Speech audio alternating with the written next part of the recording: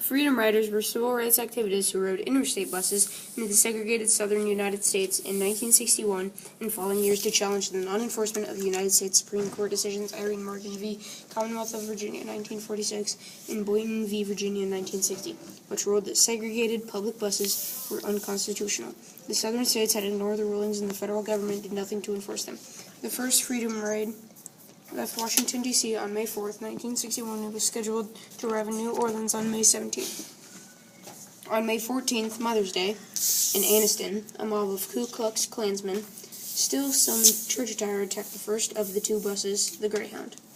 The driver tried to leave the station but was blocked until KKK members slashed its tires. The mob forced the crippled bus to stop several miles outside of the town and then firebombed it. As the bus burned, the mob held the door shut, intending to burn the riders to death.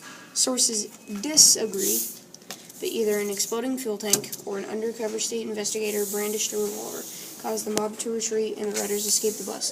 The mob beat the riders after they escaped. That night, the hospitalized Freedom Riders, most of whom had been refused care, were moved from the hospital at 2 a.m. because the staff feared the mob outside the hospital. The local civil rights leader, Rev. Fred Shuttlesworth, organized several cars of blacks to rescue the injured Freedom Riders in defiance of the white supremacists. The blacks were under the leadership of Colonel Stone Johnson and were openly armed as they arrived at the hospital, protecting the Freedom Riders from the mob. When the bus arrived in Birmingham, it was attacked by a mob of KKK members, aided and abetted by police under the orders of Commissioner Bull Connor.